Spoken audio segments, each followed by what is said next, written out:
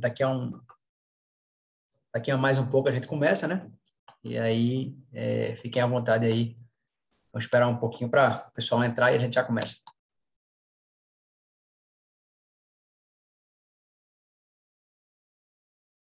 Fala, pessoal.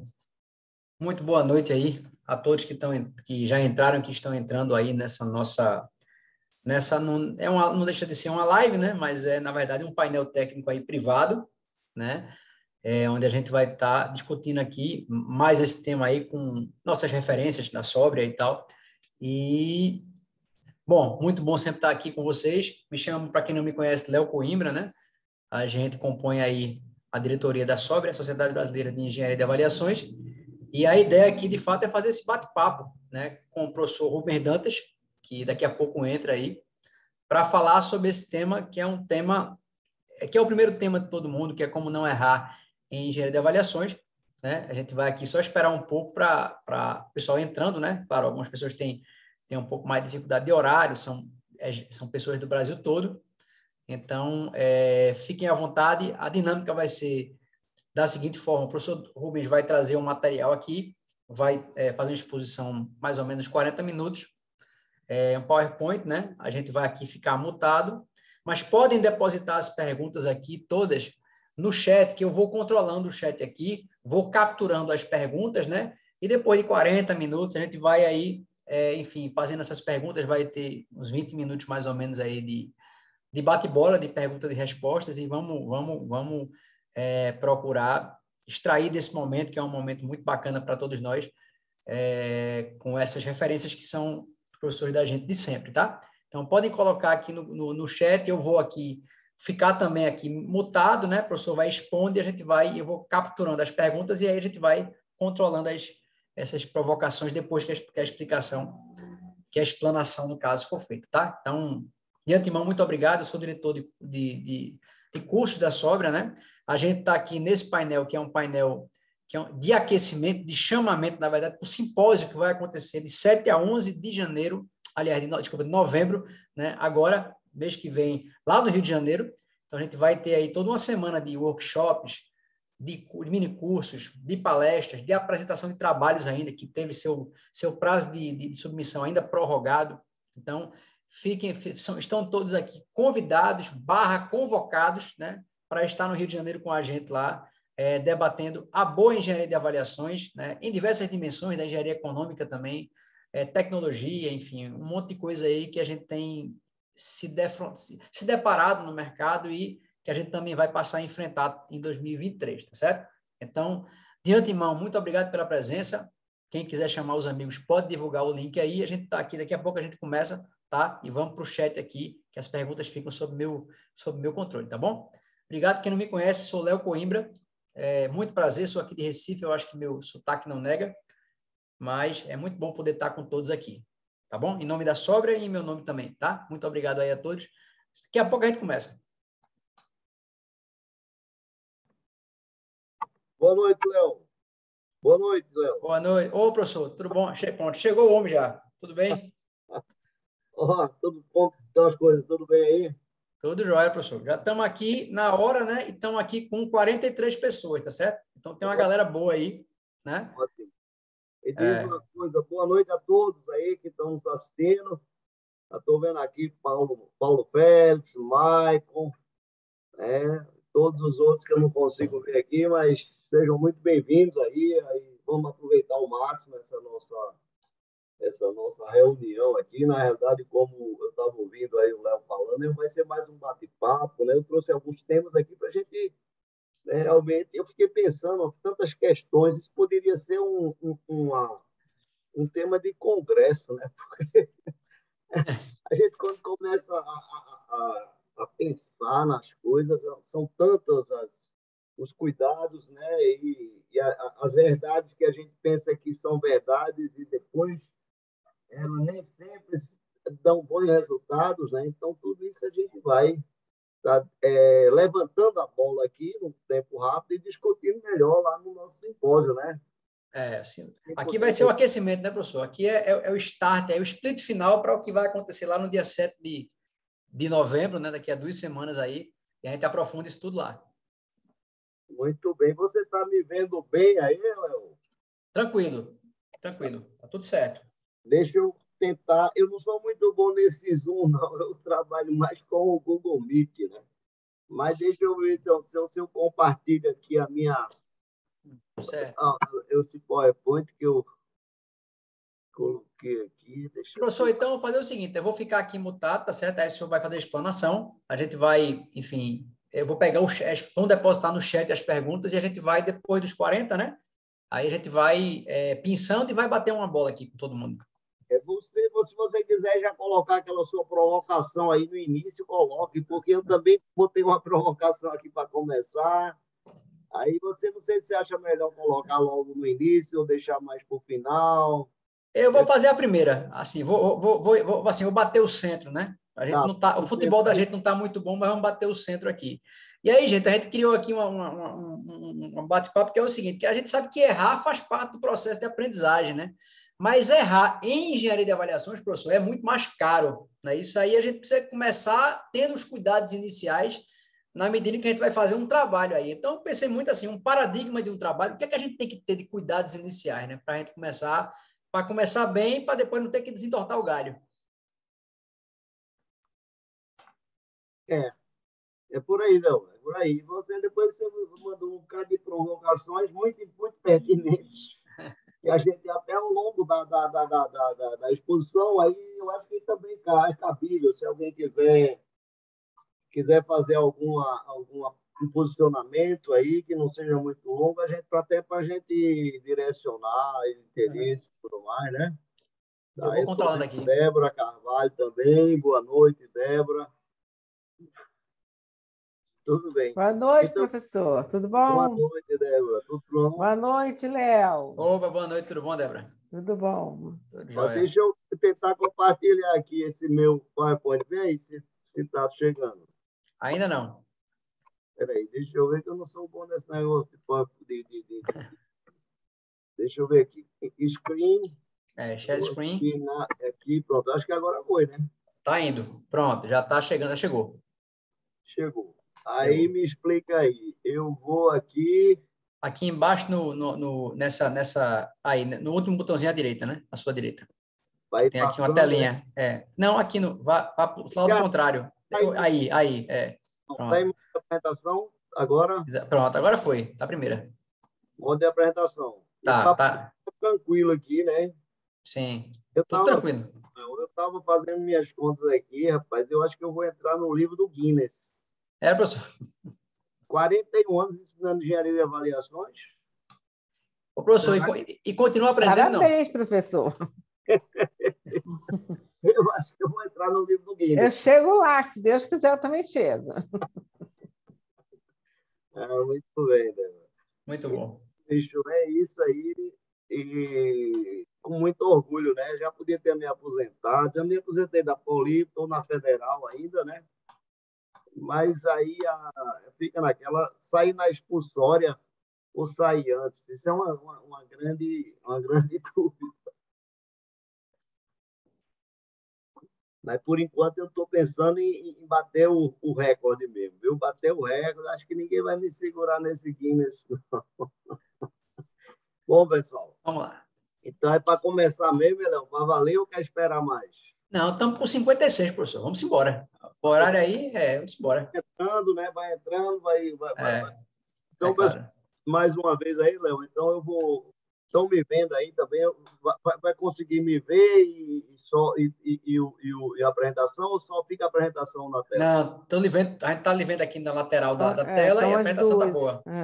Tá tudo certo. É bom para ficar uma coisa mais dinâmica, né? E, Léo, assim que você, durante a apresentação, se você quiser fazer alguma inserção, alguma coisa que você acha interessante, alguma coisa que isso também remeta à grade do simpósio, né? Fique Aí tranquilo. você fala, Lutemberg também, se estiver por aí, Uhum. ele fica aí à vontade, o Lutemberg, para entrar aí também, fazer sessões e tudo mais, pessoal da diretoria, viu? Maravilha. Então, ó, é, vamos dar início. Então, boa noite a todos aí, obrigado pela presença, né? E vamos então começar também com uma provocação aí, viu, Léo? Então, são coisas que a gente vai discutir muito no simpósio, né? E eu queria trazer para vocês já essas inquietudes, né, que a gente tem. Primeiro, a vistoria de um imóvel deve ser obrigatória do avaliante, né? E os dados coletados, eles devem ser visitados, né? Isso é uma coisa obrigatória, é uma coisa que pode ser negligenciada, né? Então, se você vai modelar, né, qualquer modelo, isso aí em relação a todos os métodos, eu estou falando do modelo de uma maneira geral, né? Então, quantas variáveis deve ter esse modelo, né? Existem variáveis obrigatórias para compor o modelo, né? É melhor trabalhar com a amostra grande ou com a amostra pequena, né? Todo modelo que está lá no grau 3 de fundamentação da norma, ele é adequado para fazer a avaliação do imóvel, né? O que não pode se deixar de observar no fechamento de um modelo, né? E quando é adequada a utilização do campo de arbítrio? São algumas coisas aí que podem surgir mais aí durante a apresentação. A gente vai... Eu sei que nos seus questionamentos tem até mais coisas, né? E aí você pode ir colocando depois. Diga aí, se quer colocar alguma coisa mais já de início ou acha melhor? Professor, só esse checklist aí, eu acho que é como se eu já dava um congresso, já dava um simpósio aí, também uns 3 dias de workshop, né? Por exemplo, né? Tem se falado muito, né, professor, na história da vistoria obrigatória, né? Na pandemia, teve toda uma flexibilização, mas o pessoal gosta de levar essa regra para a vida, né? Não, agora eu posso avaliar daqui, eu posso avaliar na Nindeua, pelo FaceTime. Isso tem uma conversa assim, eu não sei se a gente pode começar com essa cutucada, né? Dá para avaliar pelo celular e tal. O que é que o senhor acha disso aí? Pois é. São coisas que a gente vai, então, desenvolver, né, Léo? Então, vamos ver outra coisa aqui. Quais são as etapas do processo avaliatório, né? Então, eu acho que primeira questão, isso em qualquer metodologia que você vai usar, é conhecer o bem que você quer avaliar, né? E aí, para isso, você precisa saber quais são, tá certo, as variáveis chaves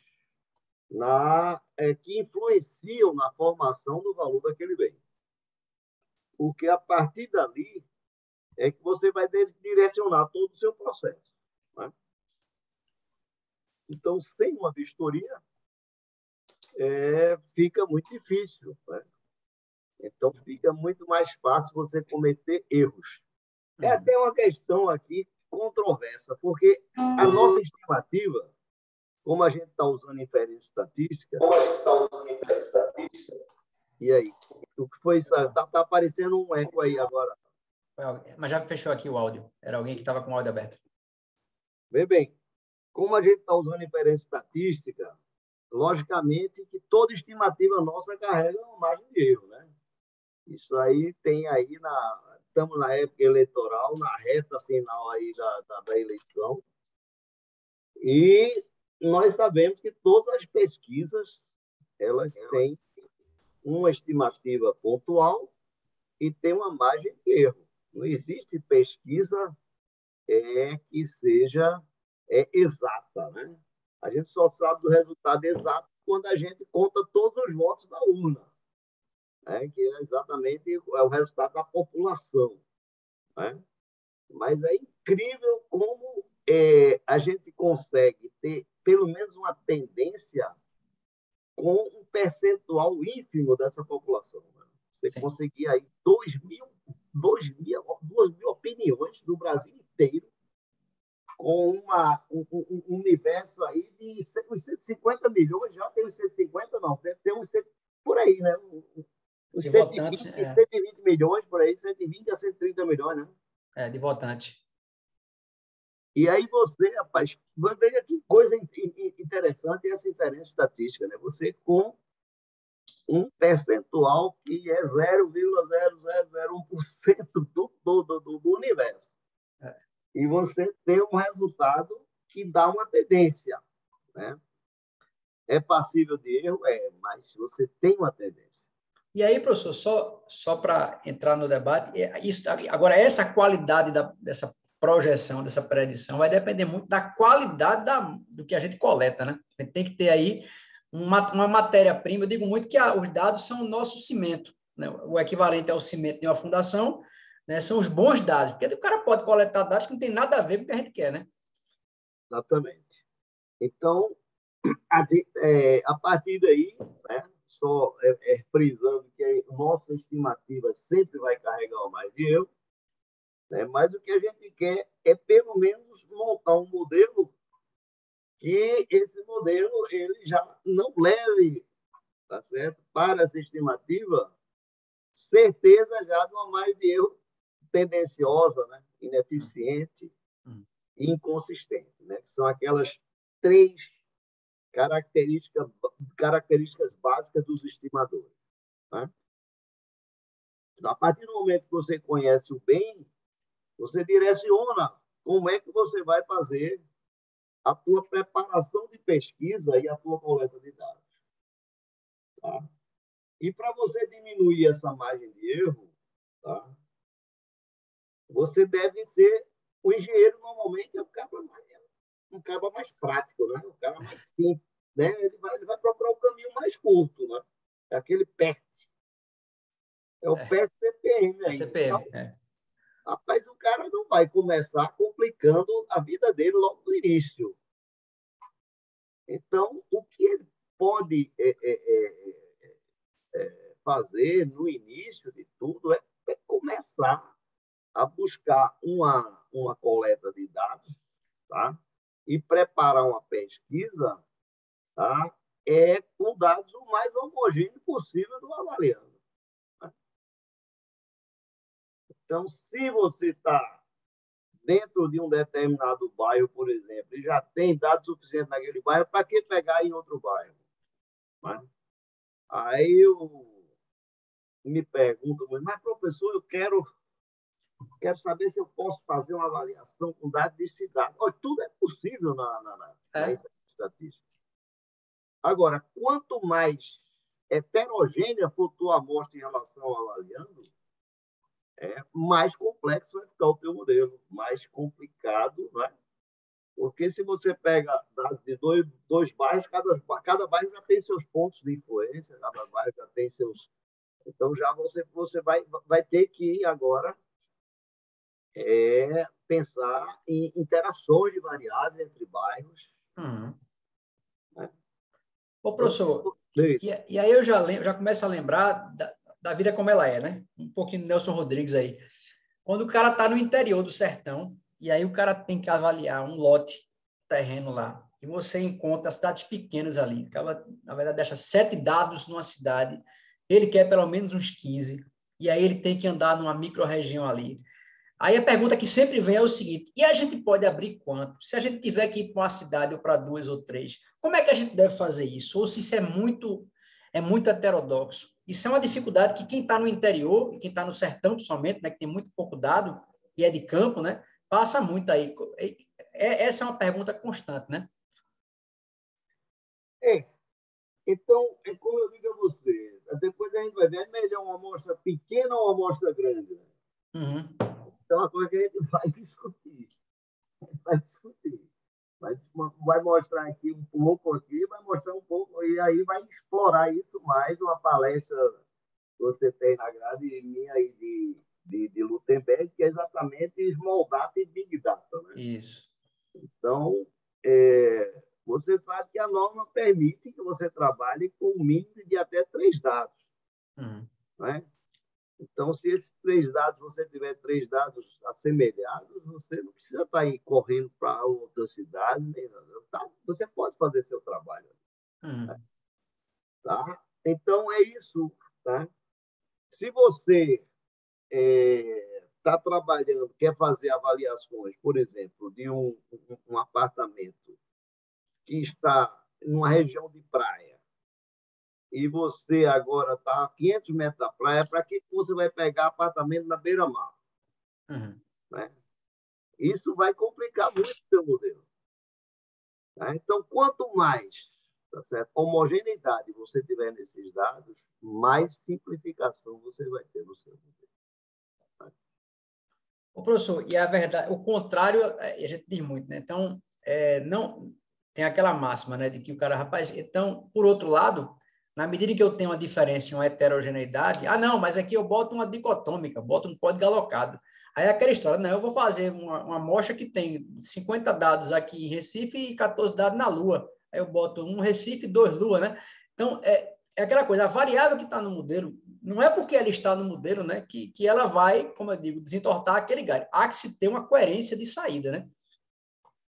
O problema é esse. Cada vez que você muda de região, né, a não ser que você esteja fazendo um trabalho realmente de avaliação em massa, um Isso. trabalho grande que vai te exigir, tá certo, uma abrangência espacial maior, e aí a gente já sabe que o caminho é usar a regressão espacial, né? Uhum. Tá? Exato. Então, que também é mais complexa. Né? Então, se você está fazendo uma avaliação pontual, que é mais o dia a dia das pessoas, é tentar procurar o mais semelhante. Porque se as coisas são semelhantes, não há necessidade de se criar variável. Tá? É outra questão que a gente vai ver aqui. Então, Futebol. depois de se fazer essa coleta de dados, então vamos a fazer uma análise exploratória que muita gente negligencia essa etapa. Né? Então, a fazer o gráfico dos preços observados com cada variável, né? Fazer o gráfico entre variáveis, né? Fazer a matriz das correlações e, a partir daí, tá? Analisar amplitudes. A partir daí, você vai vendo, conhecendo a tua amostra e vendo até qual é a adequação dela ao bem que você quer avaliar. Então, isso é fundamental. Eu tenho observado que existe uma ansiedade muito grande das pessoas em coletar os dados, digitar e começar a botar para rodar o programa. Isso aí é uma coisa que se perde muito tempo, porque o lixo que está ali dentro, ele vai complicar a tua vida. E numa análise exploratória, você já pode descartar exatamente aqueles que são muito diferentes, aqueles que já têm uma característica muito diversa do teu. Tá? Então, se você está querendo avaliar um apartamento sem elevador, tá? E existem já dados suficientes para trabalhar com a avaliação desse apartamento sem elevador, para que danado você vai pegar apartamento com elevador? Vai complicar muito a tua vida, as variáveis já vão ser completamente diferentes, não é? Aí tem aquele simplismo, né? Mas eu boto uma dicotômica, né? Com elevador e sem elevador. Pô, mas mudou o produto, né? Mudou o produto. Então, quando a gente está fazendo, é isso que eu digo, existem as avaliações pontuais, existem as avaliações de massa, né? Eu estou me baseando aqui no mais simplificado, que é o dia a dia, porque eu estou sentindo uma dificuldade muito grande das pessoas. Né? Tá? Eu tenho observado isso. Eu posso dizer que nessa minha trajetória aí de 41 anos, eu passei por todos os processos, desde a NB 502, tá? O método é a precisão expedita lá, que é o laudo expedito, né? E depois trabalhei com isso, com o laudo expedito na Caixa Econômica, trabalhei no Banco Real, em São Paulo. Depois trabalhei com fatores, tá? Ensinei fatores na faculdade aqui. Tá? Então, isso aí eu passei todos os processos e a gente vê que às vezes, né, se você tem um conhecimento do mercado, às vezes uma avaliação expedita é melhor do que uma avaliação com base num modelo monstro, tá certo? Que vai te dar, tá certo? Muitas vezes, de acordo com as normas e grau 3 de fundamentação e tudo mais lá, mas vai te levar para um caminho errado, tá? As pessoas têm uma esperança, né, professor? Esperança não estatística aí, né? De depositar no modelo com 12 variáveis uma explicação de uma coisa que você não está vendo, assim, você não conhece aquele mercado. O cara recebe um modelo de alguém que está, sei lá, em Maceió ou em Salvador, mas você está ali, não viu o mercado. Eu tenho uma dificuldade muito grande de, não conhecendo a cidade, me localizar na cidade. Você fica procurando referências espaciais, de valorização e tal, né? Vai ficando menos trivial, né? Bom, e aí depois vem a escolha das variáveis. Aí aqui vem a problemática, né?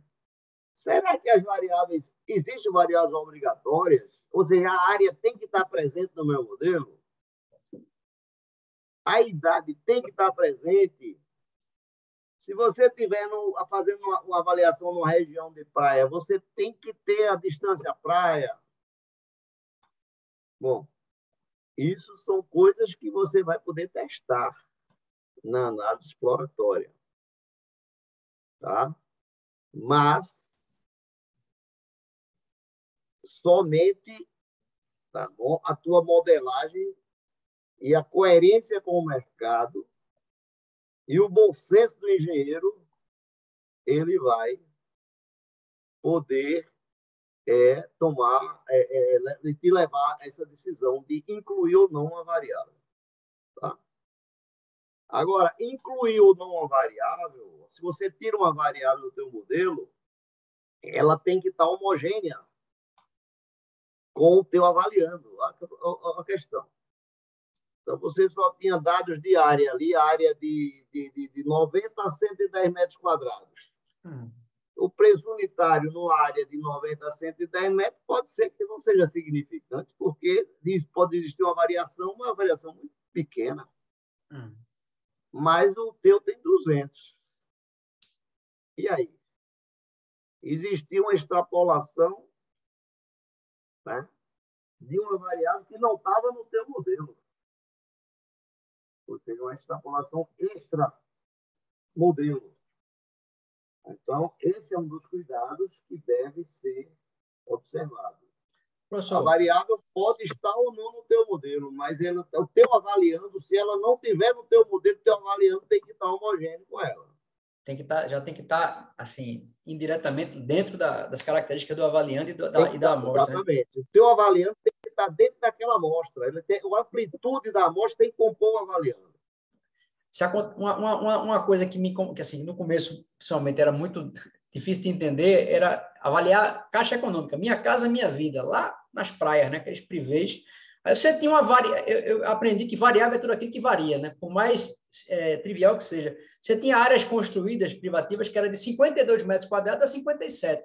Aí a significância lá para cima, porque não ficava muito claro, ele não captava essa diferença de forma clara. Aí ficava, pô, bicho, como é que a minha área privativa, que é uma variável importantíssima, não está sendo boa para o meu modelo, né? Essa foi uma angústia durante os primeiros anos da minha vida aí. Pois é. Variável varia, né? Então, variáveis é uma variação, ela pode ter variação, mas é insignificante, né? Ela não é tão importante para que seja incluída no teu modelo. Só que tem que ter aquele cuidado de teu avaliando estar dentro do campo amostral. Né? Isso aí é uma coisa que deve ser obrigatória. A idade precisa estar no teu modelo ou não? Você pegou dados de idades diferentes, aí você, de repente, a idade não passou no teu modelo. E aí você tira a variável ou você deixa a variável? Ô, professor, e aquela discussão de idade aparente, hein?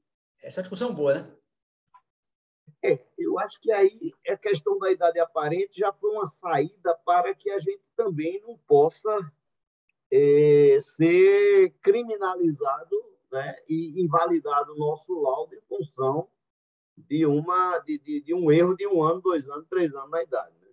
Sim. Tá?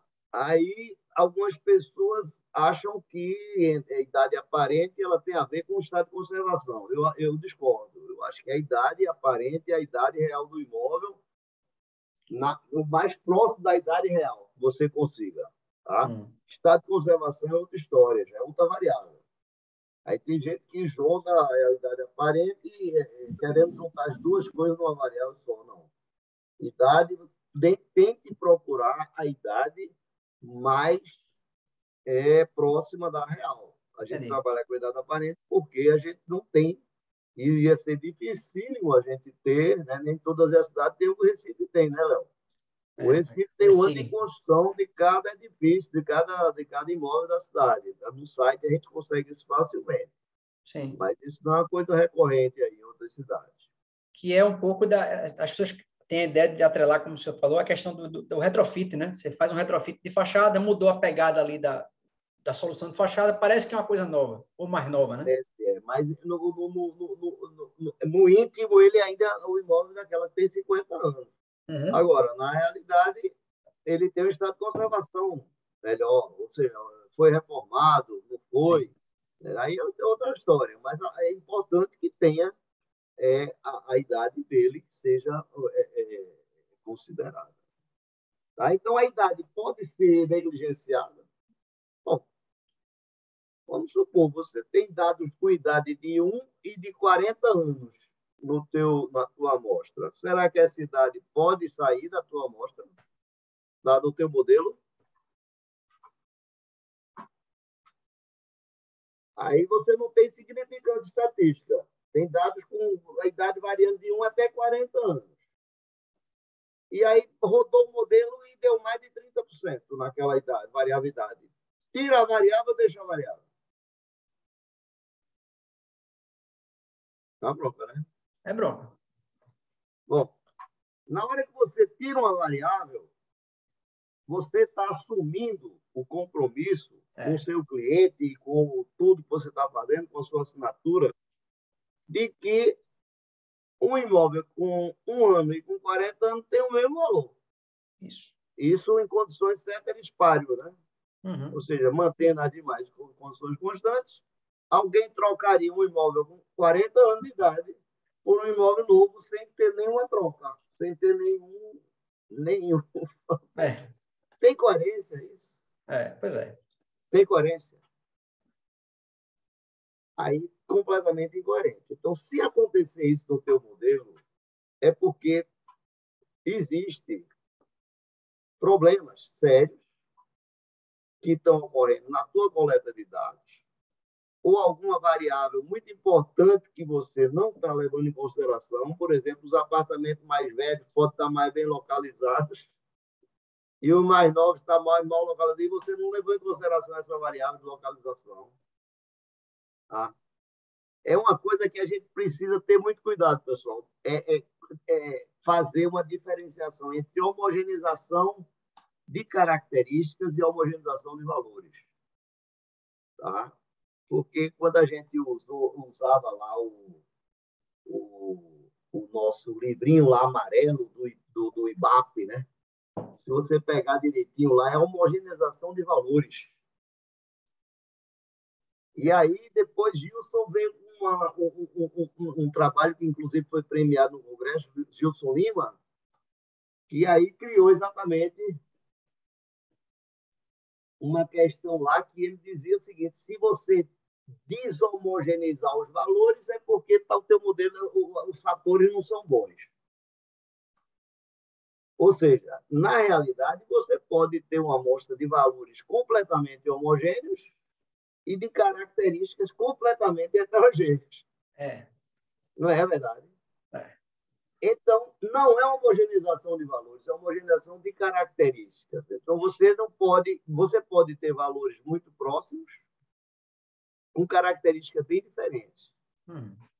Tá? Então, você tem que ver o que é que está fazendo esses valores de características diferentes estarem próximos, para que você possa identificar essas variáveis e poder colocar isso no teu modelo.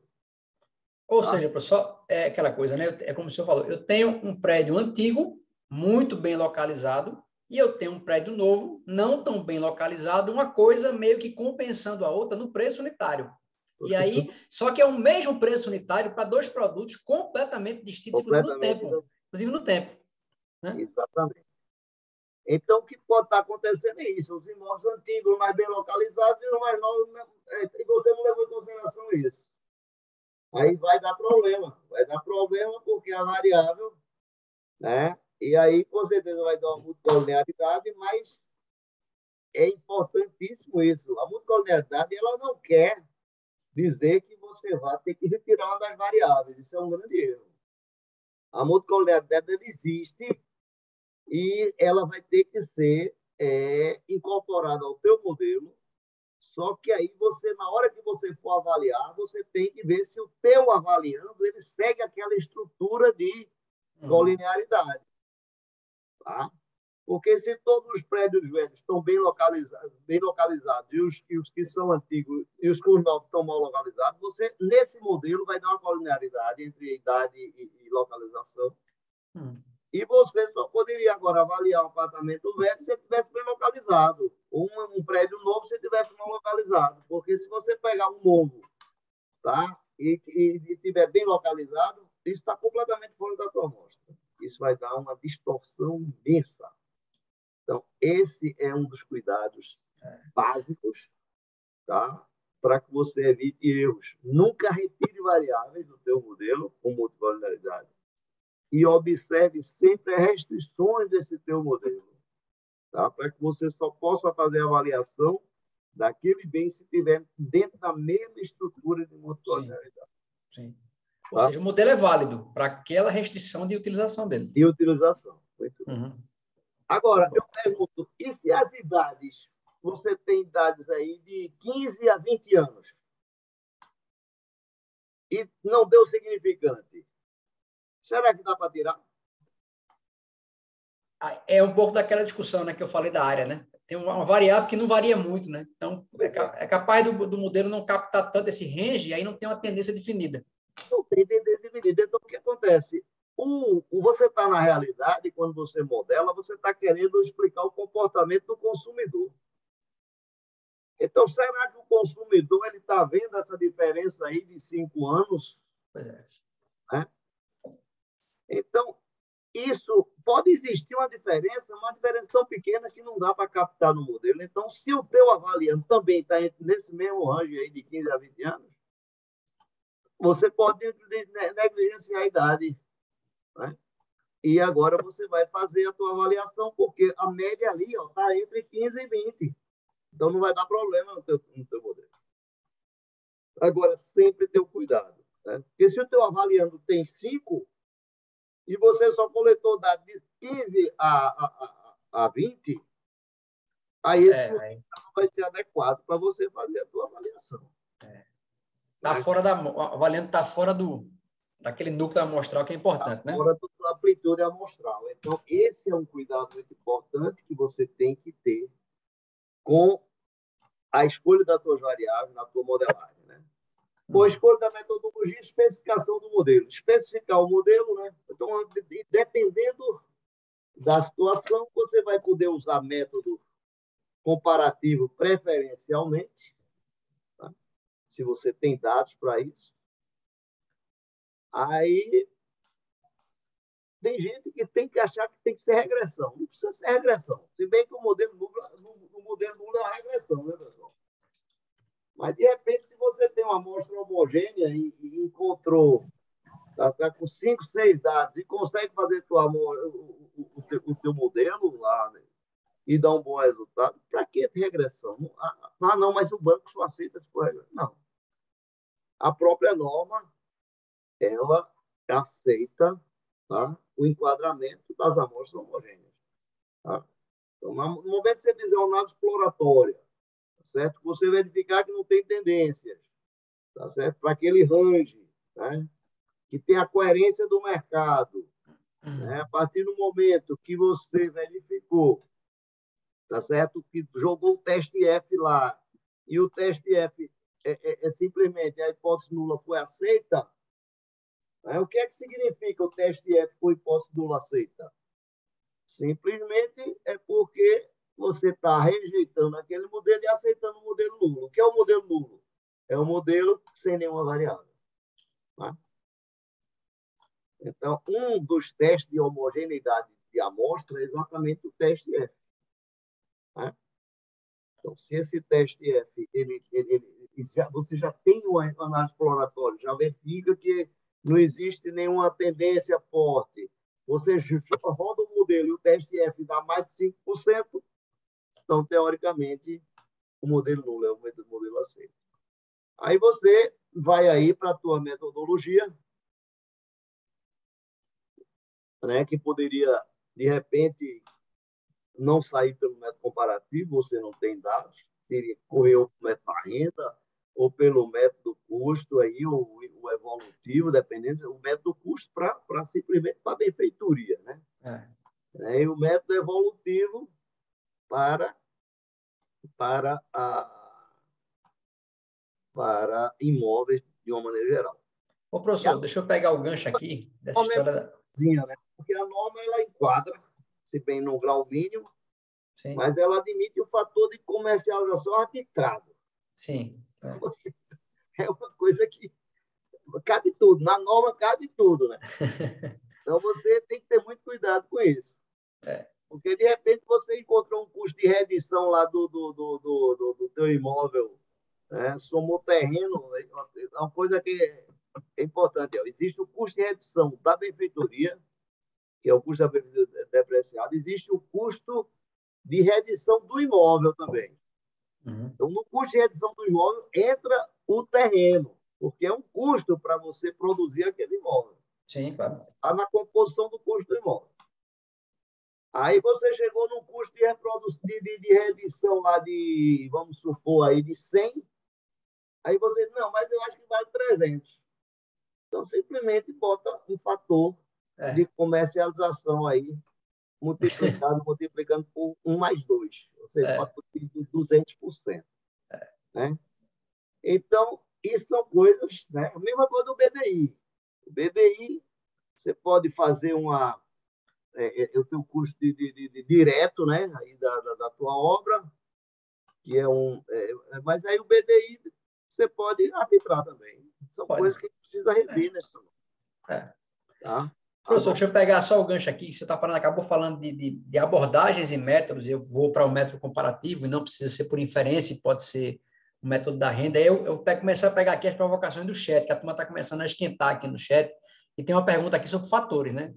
Ele dá boa noite, professor. Participei de uma palestra no qual um renomado autor defendeu a utilização de fatores locais por inferência, sem validação estatística para cada um deles. Os avaliadores de São Paulo e outras regiões utilizam bastante os fatores tabelados pelo IBAP. Poderia analisar e comentar se fatores utilizados em avaliações sem validação estatística são aceitáveis? Isso é aquela discussão tradicional. Isso também já é uma discussão para a gente ir longe, né? Certo? Eu acho o seguinte, quem perguntou tem o nome, não? É engenheiro Rony. Ô, Rony, você é Rony, tudo bom, Rony? Você é lá de Goiânia, né? Goiânia? Goiânia? Acho que é. Bom, Rony é um estudioso, viu? Parabéns aí, Rony, está assistindo, obrigado. A questão dos fatores, eu já usei fatores de São Paulo, acho que todo mundo aqui, alguém mais da velha antiga, usava aquele fator frente de zero, dividir a frente do avaliando pela frente do paradigma. Primeiro tinha que fazer um paradigma, né? Uma frente paradigma, aí homogeneizava tudo para a situação paradigma, depois fazia a volta para o avaliando, e aí a gente usava na frente do paradigma, pela frente de referência, elevado a 0,25 e o de profundidade era de zero, elevado a zero, a profundidade mínima, tem uma profundidade mínima, máxima, aí dividia lá e elevava 0,50, e tinha os fatores de Rui Canteiro, tudo isso eu já usei. Tudo isso já usei. E a gente usou no BNH para fazer desapropriações imensas aqui no Vale do Capibaribe e tudo mais. Tá? Só que na época era o melhor que a gente tinha. A gente não tinha outra ferramenta. A gente fazia as homogeneizações todinha, depois, quando chegava no fatuário, que a gente não tinha, a gente fazia uma regressão com papel milimetrado. Aí botava lá preço unitário, o papel milimetrado, saía botando, e aí fazia o avaliando lá no gráfico. E isso aí estava no laudo. Tá? Isso a gente fez.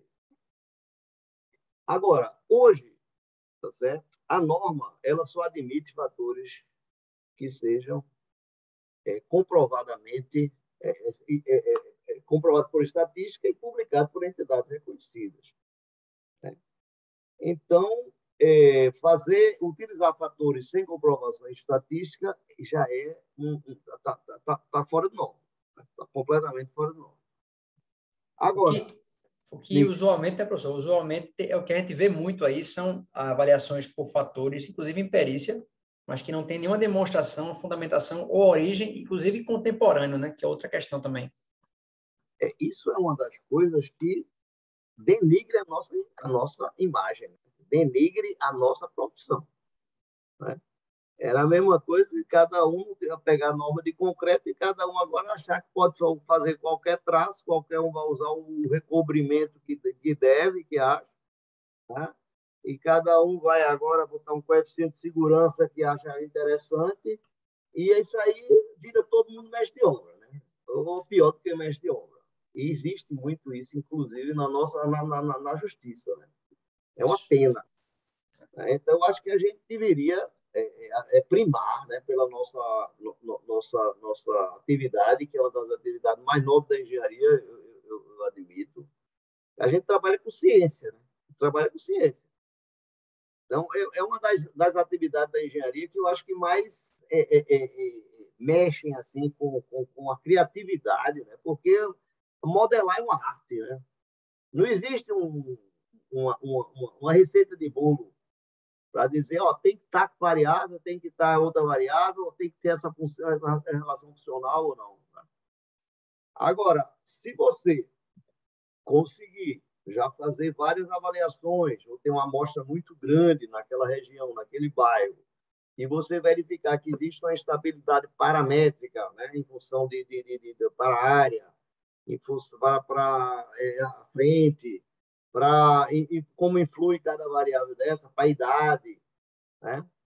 Aí você consegue fazer até criar, mas temporalmente você consegue ter um fator ali que vai responder. Mas esse fator ele pode ser alterado a qualquer momento, né? Porque aquilo ali é comportamento do mercado, né? De repente apareceu ali uma notícia que vai abrir um shopping ali, muda tudo, né? Então aqueles fatores já não vão ter mais função. Na hora que uma região ela está em transição de residencial para comercial, aí os fatores já são outros, tá? Então eu já usei muito fator, tá? E o conselho que eu daria, se o conselho fosse quando ninguém dava, né, Zé? Mas eu diria o seguinte: nunca mais na minha vida eu usei fatores. A partir do momento que eu verifiquei que existe uma possibilidade de uma ferramenta melhor para meu trabalho, para justificar o meu trabalho, eu nunca mais usei fatores na vida, nem ensinei fatores, né? Mas não digo a você que não seja possível. Por exemplo, vai fazer uma planta de valores, como eu andei fazendo algumas aí. Então, naqueles determinados, aqueles fatores que eu encontrei para a cidade, aquilo ali podia ser usado até pela prefeitura para uma avaliação mais pontual, tudo mais, usar aqueles fatores de algum modo, em vez de usar o modelo todo, usar os fatores. Então, é possível fazer isso, né? Agora, o caminho mais fácil ainda é a referência, né? Professor, deixa eu aproveitar aqui, que a turma está provocando aqui, aí os assuntos que a gente passou, só essa pequena parcela já dá uma bate-papo boa, né? Aí é Dirivaldo, que é um amigo aí da Bahia. Bom, aí, aquela questão do retrofit, né? Se uma casa comercial passa por retrofit, com substituição de revestimento da fachada, substituição de piso, revestimento interno, revisão geral das instalações, poderíamos considerar apenas como melhoria no estado de conservação ou todas essas intervenções teriam influência na idade do imóvel? Um pouco que eu estava conversando aqui a pouco tempo atrás, né? Eu acho que a idade não. Aí tem que chamar outra variável. Idade é idade, né? Então não vai a idade, ela é a idade. Agora existe toda uma questão aí por exemplo, no imóvel comercial, né, que a idade pesa menos do que no imóvel residencial, né? Porque Você do imóvel comercial, você tem o uso dele em função do quanto melhor o estado de conservação, melhor acabamento. Sim. Então, talvez a idade aí não está sendo nenhuma coisa muito importante, né? O importante ali é como aquele ponto comercial tá gerando, né? Porque o cara que vai entrar naquela farmácia, naquela loja ali, ele quer saber se tem conforto para ele. Ele não quer saber se tem 50, 100, 200 anos. Localização também é Agora, importantíssima o para o cara que vai comercial. comprar um apartamento e de 100 anos, de 50 anos, ele sabe que aquela estrutura todinha, se for antiga, vai ter problema. É. Toda a questão de instalações elétricas, hidráulicas e sanitárias, a parte toda de estrutura mesmo do edifício, aquilo ali ele pode estar banhado a ouro, mas vai dar problema, né? A gente sabe que vai dar problema. Então, ou o cara faz uma retrofit geral e mesmo assim não consegue deixar ele no estado de novo, né? Tá certo? Mas é muito diferente. Do comercial para o residencial é muito diferente. Então, especificar o modelo. O que é especificar o modelo, Léo? É simplesmente estabelecer, em função das variáveis das características do teu imóvel, dizer quais são as variáveis que podem participar do teu modelo e a forma funcional. Né? Qual é a melhor forma funcional? Né? Vai ser em que escala? Vai ser escala inversa, ao quadrado da inversa? Eu, sinceramente, pessoal, eu sou muito reticente com essas loucuras de modelagem, tá certo? Automática. Tá, pessoal? Eu não uso modelagem automática. E não recomendo ninguém usar modelagem automática. Eu acho que o modelo tem que ser construído. E ele, para ser construído, ele tem que passar por essa etapa de análise exploratória, de verificar quais são as melhores tendências, as melhores escalas. E, geralmente, com a escala X e LN de X, você consegue modelos espetaculares, sem precisar estar indo para a inversa, na inversa do quadrado. Nada disso. Você consegue bons modelos e você consegue, com esses modelos comportados, você consegue ter um controle. O controle, porque uma das etapas importantes da modelagem é você saber qual é a resposta que cada variável está dando no teu preço. Então, os modelos exponenciais e os potenciais, eles são muito fáceis de você ter, são claramente interpretados, né? E aí você verifica se aquilo ali está coerente com o mercado também, se aquele coeficiente ele está muito, né? Se ele está muito fora do mercado, se ele tem coerência com o mercado.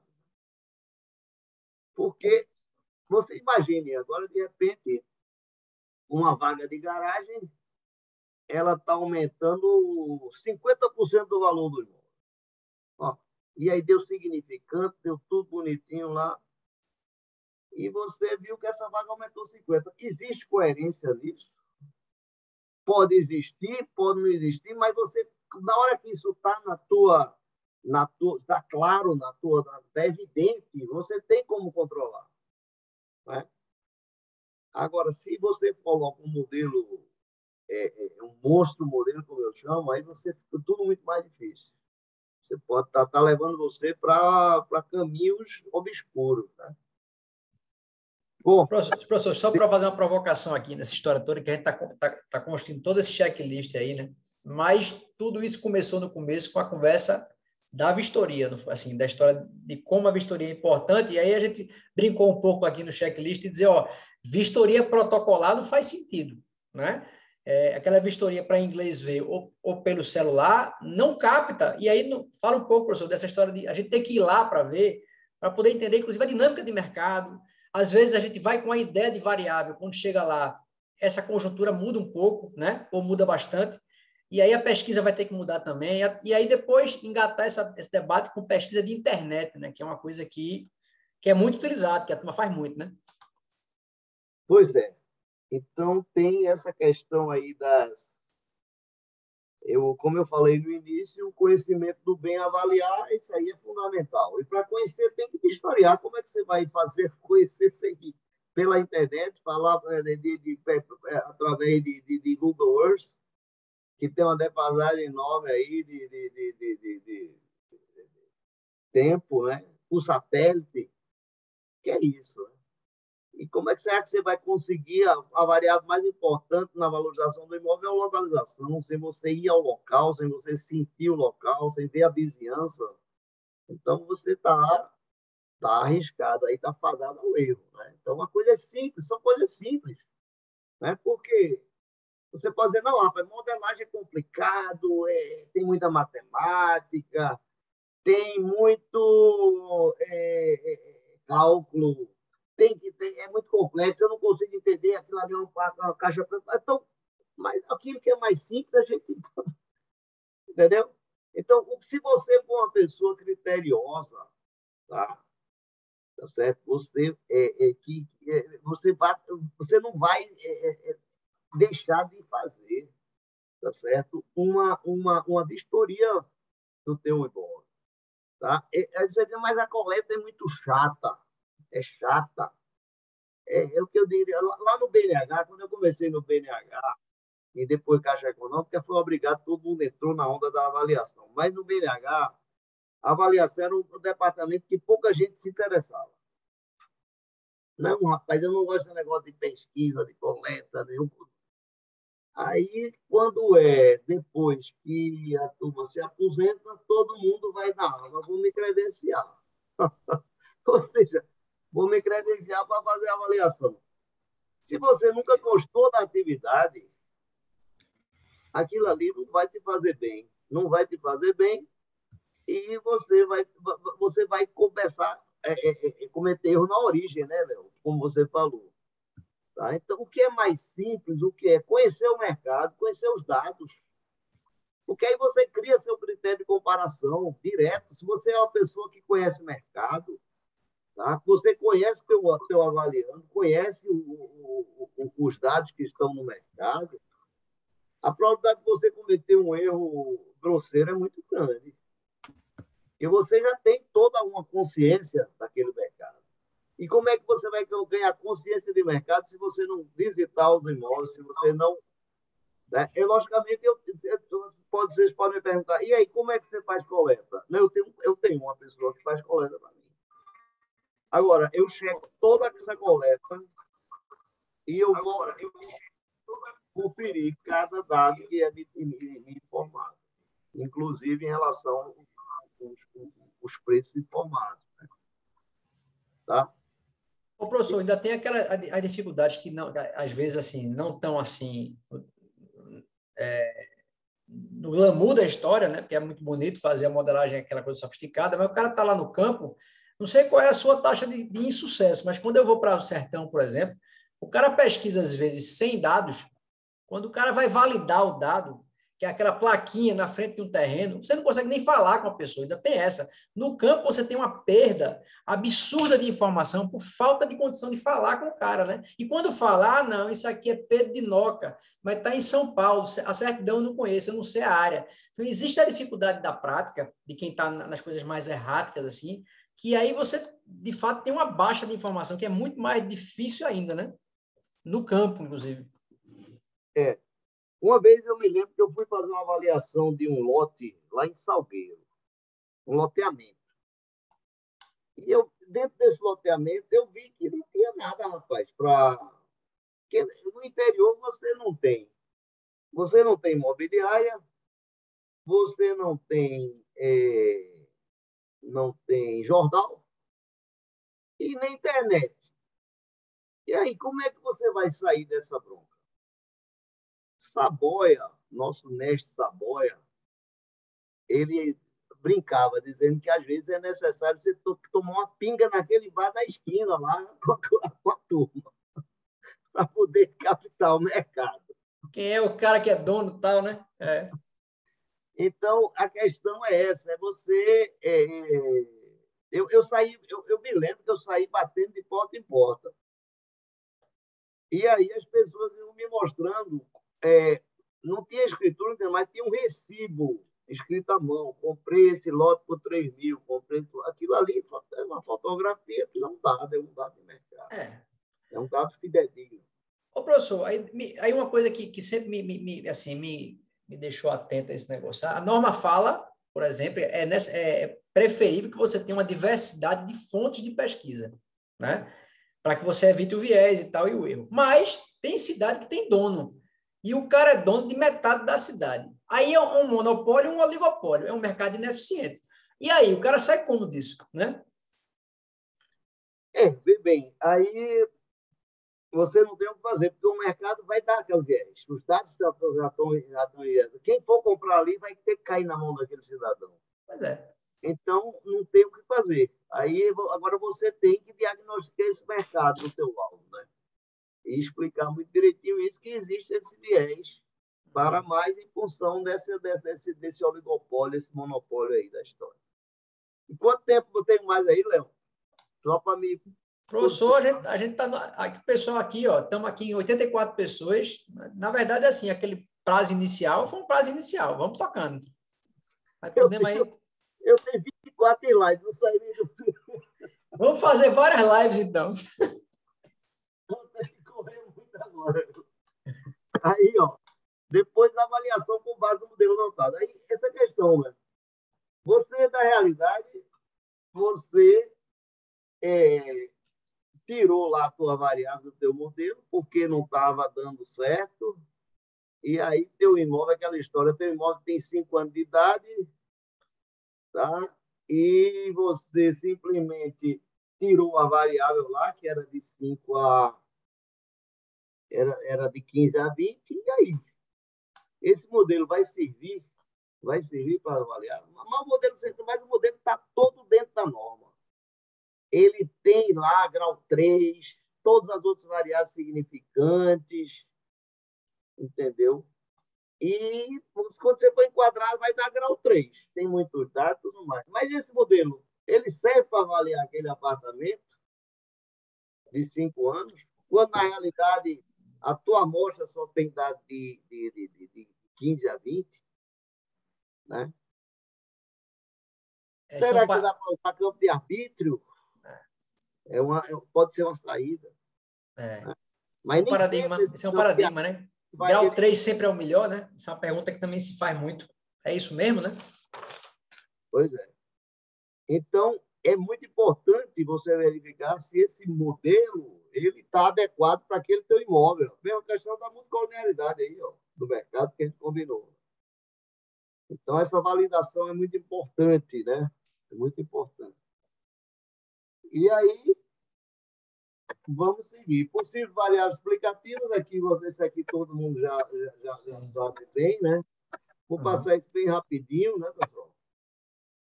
Tá certo? E vamos ver. Então, características físicas, temporais, né? E essa questão temporal também é uma complicação, né, Léo? Porque tem o cara que vai juntando aqueles dados, né? O banco de dados, ele vai indexando o banco de dados e simplesmente ele acha que quando ele vai fazer uma avaliação hoje, ele só precisa de 2, 3 dados, porque o resto tudinho é dado passado. Aí... E aí, professor? Pois é, esse é um debate, porque já, né, assim, exatamente isso. O cara coloca 3 dados por ano, né? E vai de ano em ano. E aí?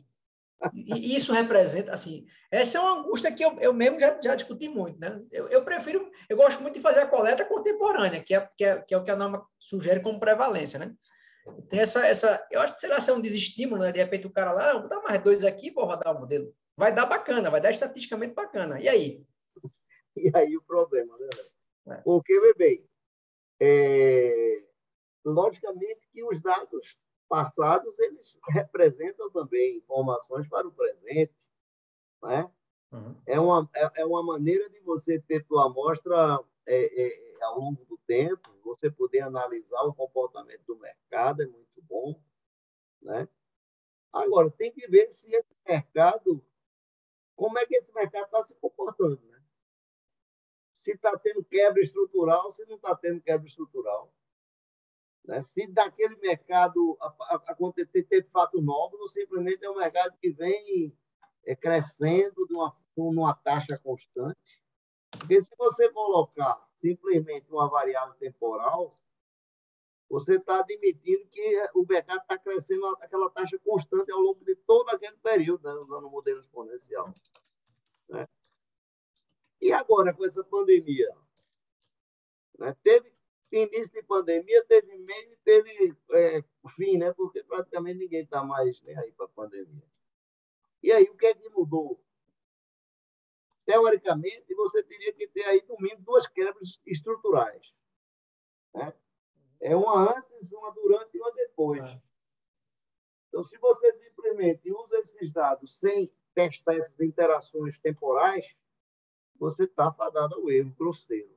Né? Fadado ao erro. Inclusive, professor, me lembro que no seminário passado da Sobra, que foi online, houve acho que foi Luciano, e o senhor também participou de um painel sobre isso, né? E é esse tipo de assunto que a gente gosta de tocar nos simpósios, né? São assuntos que são sensíveis à atividade. E aí eu estou, na verdade, fazendo esse gancho para dizer que a gente vai estar lá de 7 a 11 de novembro, discutindo esses assuntos. Quando se falou aqui de small data e big data também, ou seja, pequena quantidade de dados, grande quantidade de dados. Gutenberg botou aqui no chat. A gente vai falar de bootstrap também. São alternativas, são, quer dizer, abordagens que a gente tem que começar a entender para poder sair desse tipo de esparrela, né? Pois é. A gente vai mostrar, inclusive no meu painel com o Gutenberg, Léo, a gente vai mostrar com casos reais, que muitas vezes é melhor ter uma amostra pequena, completa, do que uma amostra muito grande e incompleta, né? Que é o grande problema da internet. Dados da internet, você levanta uma amostra realmente fantástica, mas que não traz as variáveis importantes, como padrão, como idade, né? Como andar, muitas vezes. E a gente vai estar mostrando casos reais, práticos, né? Que às vezes é melhor trabalhar com amostras pequenas, mais semelhantes ao avaliando, do que trabalhar com imensas amostras incompletas, né? Que a gente vê exatamente que a falta de uma variável importante no teu modelo, ela gera problemas de tendenciosidades e inconsistências. E isso, já disse, o modelo pode estar lindo, mas ele está apontando sempre, é como aquela arma lá da festinha lá do tiro. É uma arma novinha, de primeira, mas ela já está, o mirador dela já é para outro canto, para você nunca acertar. Então, esse é o problema. Tá? Deixa eu dar uma passadinha aqui, então, para ver o que tem mais. Etapas da modelagem, análise exploratória, amplitudes, gráfico de dispersão, matriz de relação, falando de escolha de variáveis, escala na composição do modelo, ajustamento do modelo com a utilização de softwares, a gente vai precisar disso, né? Análise dos resultados, poder de explicação. Isso é um problema que muita gente diz, rapaz, mas meu poder de explicação está muito baixo. Eu só aceito um modelo se ele estiver acima de 0,70. Isso é uma coisa que eu tenho ouvido falar. Se não der acima de 0,70, esse meu modelo não presta. Então, pessoal, isso aí é realmente uma falácia, viu? Porque em lugar nenhum da literatura, tá certo, de regressão, de inferência, está escrito isso. Isso é coisa da cabeça de quem está falando. E outra coisa, um coeficiente de determinação alto não é indicador para nada. Você pode ter modelos com 99% de determinação e que não servam para nada. Tá? E outro lá que só tem 65%, e esse é o modelo que deve ser usado. Então, não vamos nos pegar. Logicamente, se o modelo comparando 2 modelos bons, o que tiver melhor coeficiente de determinação é o melhor. Né? Mas, olhando só para o coeficiente de determinação, isso não é suficiente. Né? E o que você não pode deixar de olhar no fechamento de um modelo? O que é obrigatório são os pressupostos. Né, pessoal? O modelo já está, o nome já está dizendo, modelo é uma representação da realidade simplificada. E para você fazer essa simplificação, você tem que criar hipóteses básicas, os pressupostos. Né?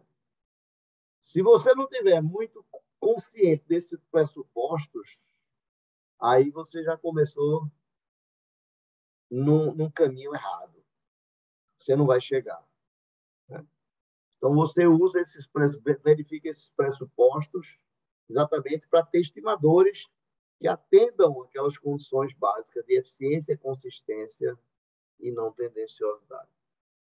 E os pressupostos básicos são normalidade, heterogeneidade, não autorrelação, não outlier, não pontos influentes, né?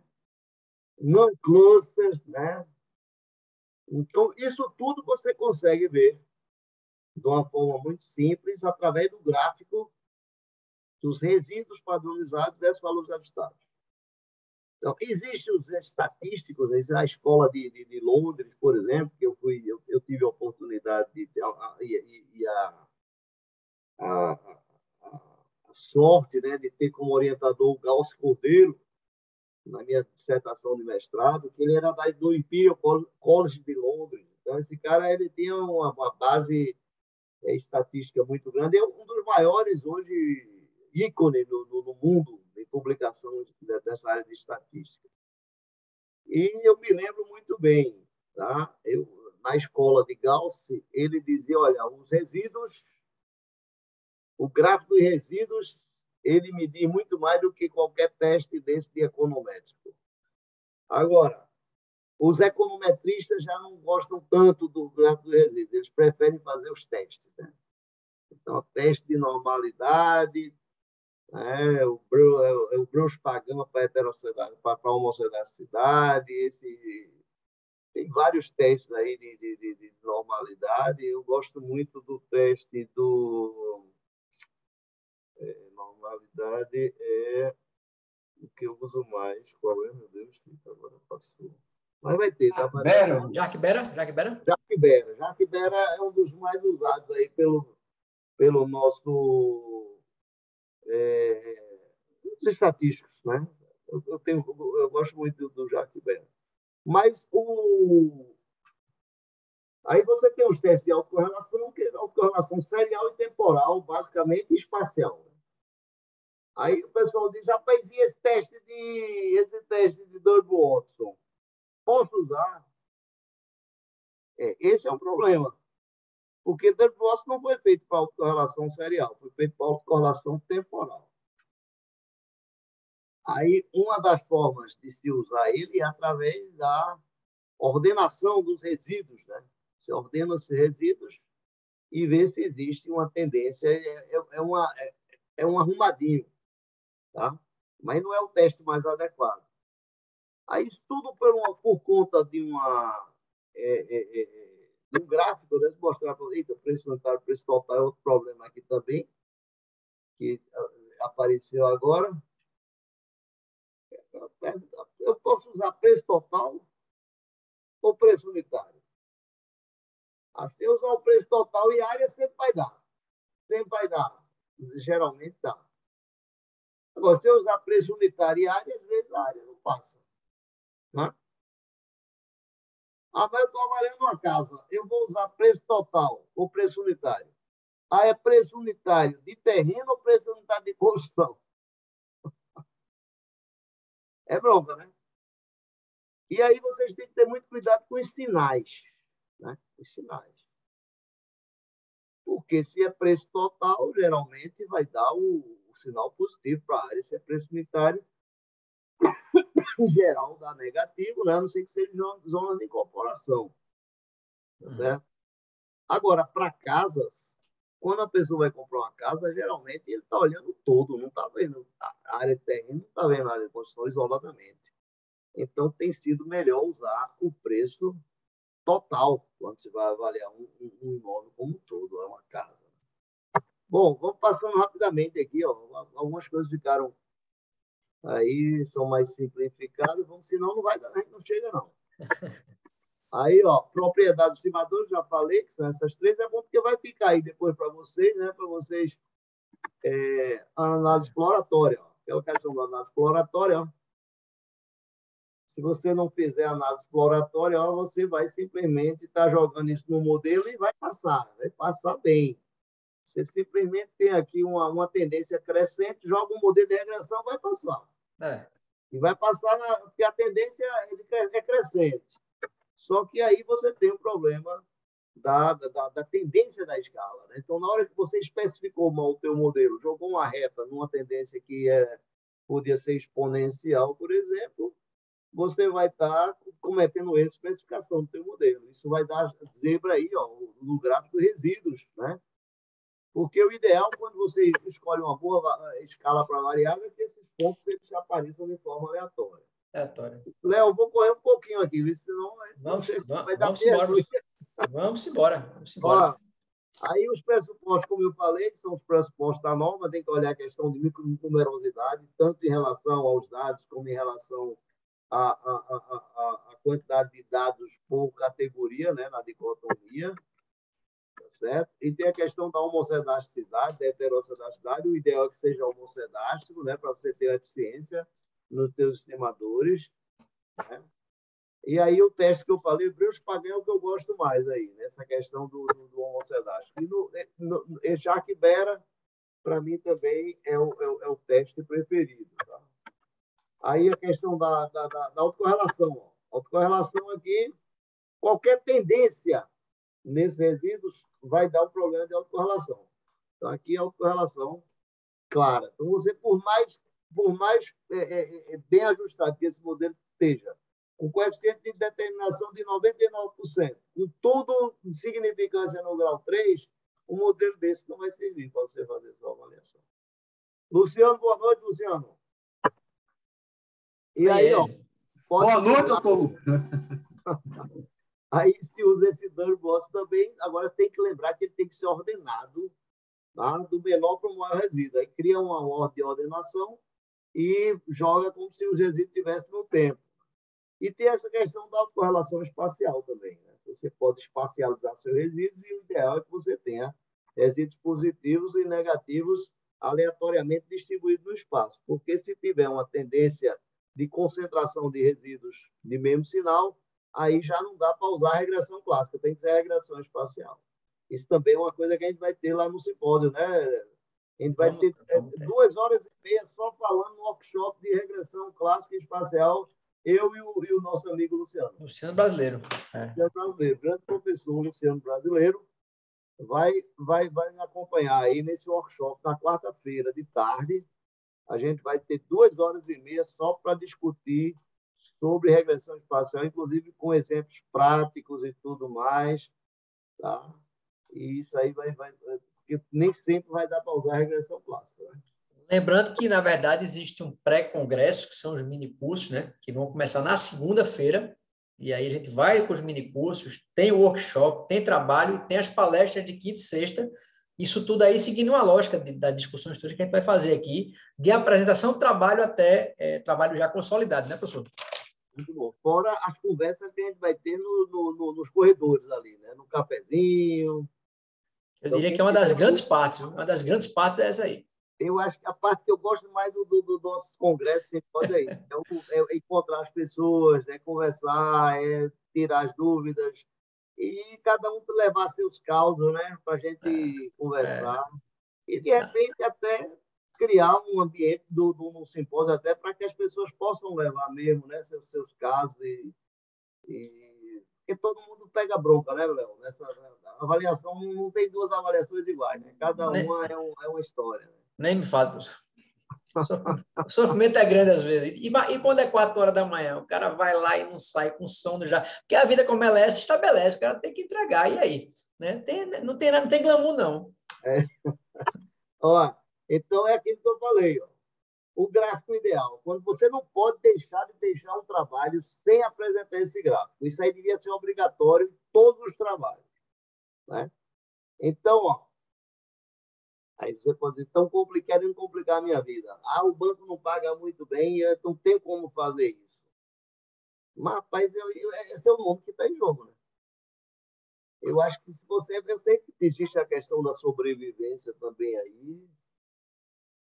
E aí, você está numa posição muito confortável. Eu sempre criticava o professor Saboia. Professor Saboia, você está na Petrobras aí, você já tem seu salário garantido, por isso que você tem tempo para fazer isso.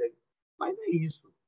É a questão de você poder fazer uma coisa que você vai dormir tranquilo, né? Vai dormir em paz. Né? E aí você tem toda uma técnica para você seguir, tem toda uma norma. Né? Então, como é que você vai agora? Um grande mito tabu aí é que, não, foi fora de mais ou menos 2 é outlier. Ó, esse pontinho aqui embaixo, ele está fora do menos 2. Isso não é outlier, coisa nenhuma. Ele está junto à massa de dados. Esse aqui está acima, é outlier? Não, não é outlier, não. Porque a própria distribuição normal, ela aceita 4% dos dados, né, fora do intervalo de mais ou menos 2 desvios padronizados. Agora, um dado distante da massa de dados, ele é outlier, mesmo que esteja do mais ou menos, fora do mais ou menos 2. Mesmo que esteja dentro do mais ou menos 2. Tá? Então, tem esses outliers que não podem permanecer no modelo, e tem os pontos influenciantes, esses são os mais perigosos, né? Porque eles podem inverter. Ó, isso aí, rapidamente, você tira isso na tua análise exploratória. Se você faz sua análise exploratória e aparece uma questão dessa, esse pontinho aqui está fora completamente fora do que você quer, está fora da sua tendência. Você tira aí, não entra nem no modelo. Ou seja, professor, tanto outlier como ponto influenciante, dependendo da situação, é muito mais uma questão de posição relativa do que um número nominal fechado, né? Também bem. Você, na realidade, um outlier, ele pode ser identificado, inclusive, visualmente no gráfico ou até no teu exame dos dados. Sim. De repente, tem algum dado ali que ele está muito fora do contexto. Ele não deveria nem ter entrado. Sim. Então, você sabe que o metro quadrado daquela região ali é 5 mil reais e, de repente, alguém está vendendo um apartamento semelhante por 2 mil. É bronca. Exato. Está fora. Seja, aquele apartamento pode estar com um problema de documentação sério, vai perder tempo, para que botar aquilo? Né? Ou então, de repente, a média de preço ali é 5 mil e tem alguém vendendo por 10, querendo fazer graça para ver se alguém aparece. Não. Ou você analisa aquele dado individualmente e vê realmente se tem alguma lógica, porque algumas vezes pode ter o cabo ter uma informação privilegiada e esse dado extra ele trazer até mais informações do que a amostra toda também, pode acontecer isso. Né? Ou pode ser um cara simplesmente que está ofertando aquilo ali há vários anos e toda vez que chega o comprador ele aumenta. Ele não quer ver, ele só quer especular. O cara fez uma pesquisa na internet e achou um dado de leilão, ó, 40% abaixo do preço. Morreu. Né? Achou que era e não era. Não é aquele valor. Aquilo não é dado, não é valor do mercado. Pois é. Bom, então vamos lá. Ó, tem esses testes aí, ó, questão dos clusters, né? Sim. E agora eu vou ver essa questão aí de Saboia. Eu fiz questão de trazer isso aí porque o nosso amigo Saboia, que a gente deve tributo a ele, né? Questão dos pontos de mínimo e máximo. E o que ele fez para a gente lá, que foi inclusive relatado na revista, pessoal, a revista da Sóbria também vai ser lançada no simpósio, né? A revista da Sociedade Brasileira de Geografia. Quem tiver lá vai receber um exemplar da revista, o primeiro número, né? Revista Valorem. E Saboia, ele foi um dos camaradas aí que está sendo relatado numa história dessa aí do ponto de máximo e mínimo, né? A gente faz aí a introdução da revista sobre um memorial a ele, né? E eu fiz questão de trazer isso aqui para relembrar o que ele mostrou a gente lá em Aracaju, no encontro que teve lá da BDE, que o Zene relata, né? Que ele, de repente, trouxe para nós essa questão dos pontos de máximo e mínimo, que ninguém tem detectado isso. Isso pode ser uma fonte de erro grande também, se você observar.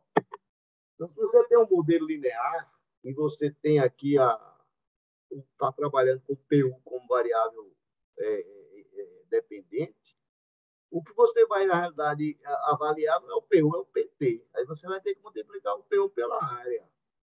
E aí, quando você multiplica pela área, você vai ter aí uma função quadrática agora. Porque o PU é B0 mais B1 vezes A, vai ter função quadrática. Então, a função quadrática tem ponto de mínimo, né? Isso aí só demonstra fazer a derivada igualar a zero igual ao ponto de mínimo. Ou ponto de máximo, dependendo, né? No caso aí vai ser ponto de máximo. No modelo exponencial também vai ter. Isso é a demonstração do Saboia, viu, bicho? O camarada, ele demonstrou na mão ali, ó, tranquilo, mostrou que tem um ponto de mínimo, de máximo também. E aí, o modelo potencial ele viu que não dava máximo, só dá máximo zero. Então, qual é a dica para não dar zebra de ponto de máximo quando você tem área e preço? É trabalhar com modelo potencial. Se você trabalha com modelo linear ou modelo exponencial, você tem que ter muito cuidado aí para não ter ponto de máximo. Não é que toda vez vai ter, não, mas pode ter. Pode ser que naquele intervalo de dados que você coletou ali, ele não vai aparecer. Não tá. Sempre vai ter. Pode ser que naquele range ele não apareça. Aí você está tranquilo. Tá?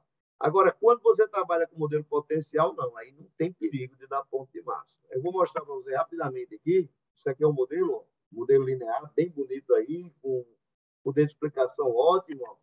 Olha o que é que acontece aí. Ó. Ponto de máximo. Quando você multiplica o P pela área. Aí você pega o exponencial também, aí o exponencial aparece ponto de máximo. E quando você pega o potencial, não aparece mais ponto de máximo. Tá? E era isso aí, Léo. Senão a gente não vai deixar a turma não vai fazer pergunta. Obrigado a todos aí pela atenção. E vamos agora ao bate-papo, né, Léo? O bate-papo já estava muito bom desde o começo, professor. Deixa eu pegar aqui só a pergunta do pessoal. Aí vamos agora à segunda parte, que é equivalente ao corredor lá do simpósio, né? Que é essa parte do bate-papo, professor. Deixa eu ver aqui. Vamos ver aqui. Nosso amigo Rony pergunta novamente. Em relação aos testes de normalidade, o senhor recomenda aplicá-los sistematicamente para valores calculados por modelos ou as variáveis com maior CV? O Rony, eu acho que a normalidade é do resíduo, né? Logicamente que a normalidade ela se reflete, o que está no resíduo se reflete nos preços. Então, você poderia fazer tanto para o resíduo como para os preços, né? Mas porque o objetivo mesmo é que os resíduos sejam normais. Sim. Isso é um dos pressupostos do teu modelo. Vamos seguir aqui, com a galera veio perguntando aqui, eu estava aqui só controlando. Mário pergunta aqui, se forem somente, com relação aos outliers, né? Se forem somente 2 pontos que fiquem um pouco distantes aí, seria melhor retirar? A questão sempre que se estabelece, professor, é quando é que eu devo tirar um outlier, quando é que ele é muito, muito ruim para o modelo, ou quando é que ele deve, inclusive, ficar? Pessoal, você vê o seguinte, se o ponto está agregado na massa de dados, mesmo ele esteja tendo fora do mais ou menos 2, mas ele faz parte daquela massa de dados, ele não está discrepante da massa de dados, então ele pode ficar. Tá? Agora, se você tem uma massa de dados ali bem comportada e tem um ponto fora, que ele está bem aparente, então aquele ponto ali ele vai dar distorção. Entendeu? Então, ele só está piorando o teu modelo. Sim. Tá? Então, visualmente, é difícil você deixar de identificar um outlier. Né? Agora, isso não quer dizer que ele está fora de mais ou menos 2 e está homogêneo com aquela massa de resíduos, então ele não é outlier. Porque tem programas aí que já diz que mais ou menos 2 já convém. Cravou. Tá curado. Ô, professor, agora tudo isso a gente falou aqui, né? O senhor explicou aí, eu vou lá, faço a vistoria, vejo as variáveis intrínsecas e extrínsecas, né? Agora, e numa situação paradigma, onde você está ali só por fora, e aí você não consegue entrar no imóvel, e aí eu até brinquei aqui, né? Vale aquela premissa de que o que os olhos não veem, o coração não sente, ou é a outra premissa que diz que você é eternamente responsável pelo que você avalia, e a gente tem que fazer a melhor avaliação que a gente pode, mesmo não estando lá dentro do imóvel? Quais são as dificuldades a maior que a gente tem, ou os cuidados que a gente tem que ter numa paradigma? Léo, a situação paradigma ela tem que ser avaliada em comum acordo com o teu contratante. Então, se você não teve acesso ao interior do imóvel, tá? A norma diz que você pode ter conversas com vizinhos, com pessoas que até entraram no imóvel, e aí, a partir daí você ter alguma informação a mais e assumir aquilo ali. Né?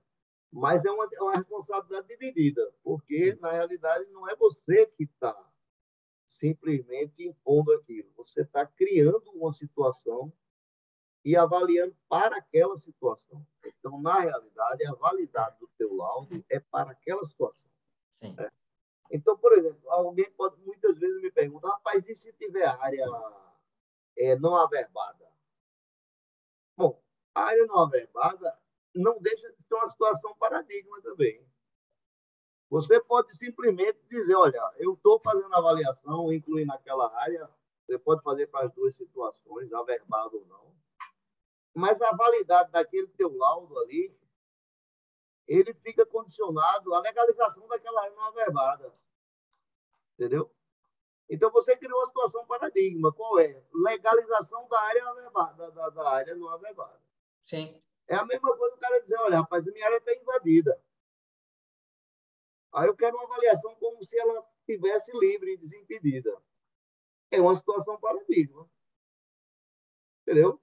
Sim. Então, você não vai avaliar a área, tá certo? E vai colocar esse condicionante. Esse valor, ele é válido para a situação da área completamente desimpedida aí de invasão né? Uhum. Então, eu já passei por situações, por exemplo, que o camarada ele não tinha uma região, uma área de fazenda, mas o cara não tinha a escritura, não tinha documento. Mas ele me dizia, olha, minha área vai daqui até ali, até ali, até lá. E você vai ter que trabalhar em cima da situação paradigma. Agora, você tem que ver se você quer se submeter a isso ou não. Você tem que ver se você vai se sentir confortável ou não de fazer isso. Tá? Agora, você simplesmente poderia, em função do mapa de Google Earth e tudo mais, você poderia marcar esses pontos e dizer, olha, essa área aqui, estando legalizada, tá? Ela valeria tanto. Eu acho que isso aí não tem problema. Você não está botando seu nome em risco, não.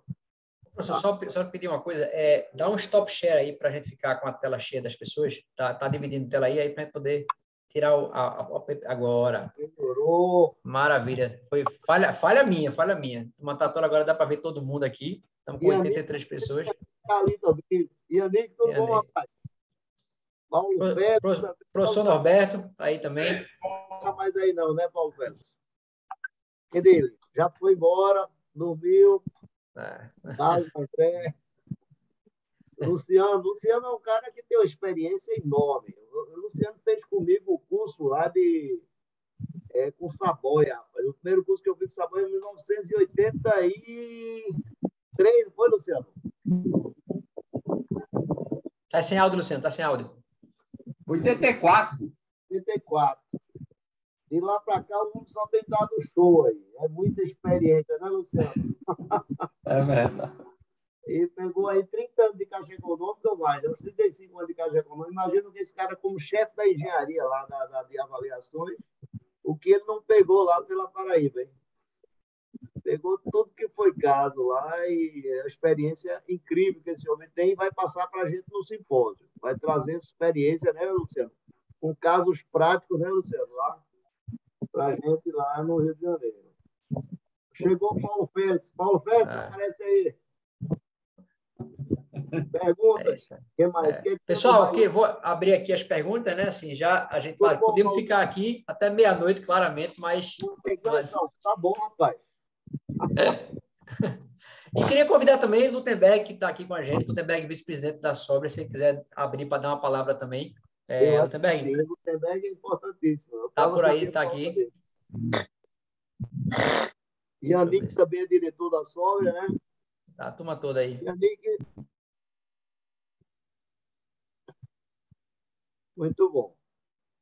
E aí, pergunta que é bom, não tem mais, né? Todo mundo está tranquilo aí já. Maravilha. Acho que o Lutemberg desabilitou aqui o áudio, não sei se ele está querendo falar. Me escuta, Léo? Sim, perfeito, perfeito. Maravilha. Boa noite, pessoal. Rubens, parabéns aí pela apresentação, brilhante. Muitos comentários aí, parabenizando aí, mais uma vez, aprendendo muito contigo. Então, parabenizar aí.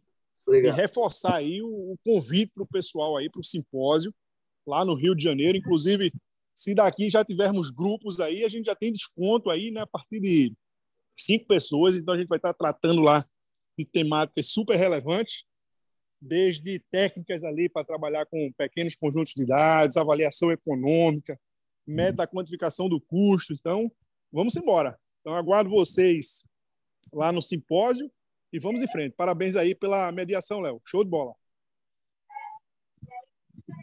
Gente, professor, como o Gutenberg falou aí, eu estava aqui batendo foto das telas, né? Para quem, inclusive, quem puder aí abrir, quem puder abrir a câmera, é importante para a gente bater as fotos aqui e registrar. Agradecer é sempre, para mim, que fui aluno da graduação do professor Rubens, você não imagina qual é a honra que eu tenho de estar aqui, lá desde a faculdade, e agora está tendo o prazer de ter essa aula particular online, ao vivo, como você gosta de falar, professor. É muito bom sempre. Viu? Agradecer a todos aí, convidar a todos para estar com a gente lá no Rio de Janeiro, dia 7 de novembro começa, né? E aí tem todas essas vantagens, inclusive as vantagens de corredor, né, professor? Também queria passar a palavra para lhe agradecer. Então, pessoal, muito obrigado aí pela presença, muito obrigado a todos, foi um prazer estar com você, Léo, aí, nesse bate-papo, e vamos fazer mais isso aí, né, rapaz? Inclusive, poderíamos eleger os associados, elegerem temas que achem relevantes para a gente poder explorar aqui, né? Aí é uma coisa que é importante para a nossa sóbria, que é essa visão aí de nivelamento, né? De posicionamentos e tudo mais. E para a gente ouvir também as pessoas, as dificuldades, né, Léo? De cada um. Isso são coisas que a gente pode abrir, inclusive, uma sessão lá no simpósio, né? Tendo no espaço, para a gente poder reunir esse pessoal todo e ver casos aí, ver os casos mais relevantes, que são dúvidas e tudo mais, e a gente poder até direcionar, né, o nosso próximo encontro para essas temáticas. Viu? Então, boa noite a todos, muito obrigado, Léo, aí, show de bola, vem como o Tebec disse na sua mediação, sempre dando show, né? E boa noite a todos e até a próxima oportunidade lá no simpósio, né, pessoal? E não vai demorar, exatamente. Daqui a 15 dias. Vamos embora. Tá bom. Tchau, até mais. Gente, saúde a todos. Boa noite. Muito obrigado. Doutor, boa noite. Boa noite. Logo, meu amigo. Doutora Cristina, boa noite. Boa noite. Boa noite, pessoal. Até mais. Boa noite, Rubens. Boa noite, Léo. Valeu, gente. Boa noite a todos. Rapaz, esse homem devia ter falado aí, Arival Cidades, esse é o cara, rapaz. Estou aqui aprendendo, rapaz. É o baiano mais arretado que eu conheço. Um prazer. Estou me programando para ir lá para o simpósio, viu? Porra, vai ser um prazer. Você sempre traz grandes contribuições aí. Você... Ok, querido. Um abração a todos e boa noite. Especialista aí em curso. Obrigado, Arival. Boa noite. Análise de empreendimento. Seu filho, como é que está? Tá bem, tá comigo aqui, tá fera nesse negócio de análise de empreendimentos. Olha aí. Viabilidade. Filho de peixe, peixe é, né, Rubens? Filho de peixe, peixe é. Já diz o ditado. Estou vendo aí o Antemildo também. Grande abraço, Antemildo. Antemildo também está por aí. Antemildo, um abraço, Antemildo. Obrigado, Antemildo. Aí você sempre a segurança para nós, já vem aí Natal, o homem de Natal, segura a avaliação em Natal. E abraço para vocês. Parabéns, Rubens. Parabéns, Antemildo, galera. Pode lá.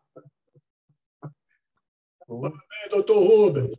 Boa noite, rapaz. E no seminário lá no Rio. Lá. Eita! Rigudo, como é que estão? Tudo beleza? Cadê o buchudo, né, cara? Foi um prazer revê-lo, hein?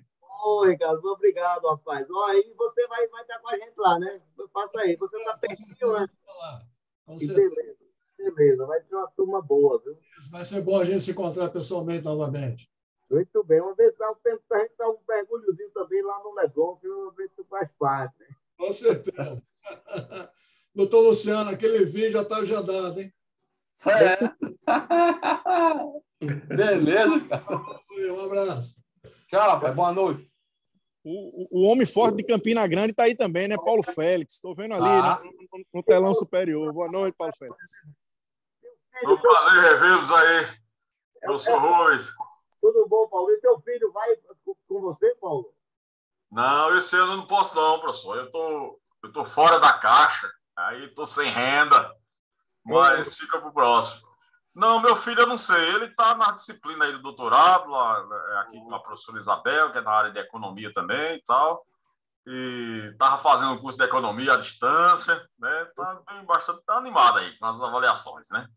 Eu espero que tenha mais sucesso do que eu. Mas tudo bem. Você conta aí de Campina Grande, rapaz. Hoje eu não posso não, professor. Esse ano não vai dar não. Vai ficar para o próximo simpósio, né? Quando você completar os 43 anos, né, de sóbria, né? Avaliador, aliás. Botar o livro dos recordes aí, né, bom? Com certeza. O pessoal aqui, Rubinho, ainda fala na planta, né? Mas eu sempre me refiro a você. Diga, rapaz, a gente fazia por 180, o cara veio de Brasília, cobrou 350, não resolve nada, né? Aquele cara de São Paulo veio corrigir, não fez nada também. Estão pagando aí o preço, né? Mas aí um abraço aí para você. O Gutenberg também. Paulo Velho foi meu aluno, né, Paulo Velho? Quem? Tu fosse meu aluno da Federal, não foi, não? Não, na Federal não, porque a minha área lá era estradas, né? Naquele tempo tinha aquela história de estrada, edificações e tal. Aí eu fui enveredei para outros. Né? Eu nem conheci você naquele tempo, né? Naquela época, né? Mas, graças a Deus. E doutor André, tá bem? Tudo bem, tá tudo tranquilo. Paulo, mas não é bom falar de data, não. Deixa esse negócio para outro dia. Né? Porque você começa a marcar alguns tempos aí, então deixa isso quieto, né? Termildo apareceu agora. Tá vendo que beleza aí? Tudo bom, Termildo? Tudo bem, Rubens, tranquilo. Você brasileiro aí desde 84 que estão na área. Era você e nosso amigo, como era o nome dele? Era o... Tarcísio. Tarcísio, gente muito boa, estudioso, né? Isso, cara estudioso. Esse homem está na história da engenharia de avaliações. Tarcísio, e você é o seguidor dele, né, David? Rapaz, eu sou seguidor de todos vocês. Eu sou... Sempre que tenho a oportunidade de aprender alguma coisa com vocês, eu não abro mão. Aí falei com o brasileiro para pedir o link, que eu estava sem o link. O brasileiro me passou e foi muito bom. Eu agradeço. Muito bom, David. Muito bem. Ó, a André está me chamando aí para tomar sopa. Eu acho que eu vou voltar.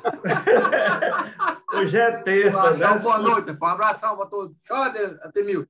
Boa noite. Saúde a todos. Tchau, boa noite, pessoal. Até o simpósio. Um abração. Grande Gutenberg. Tchau. Um abraço, pessoal. Boa noite. Valeu.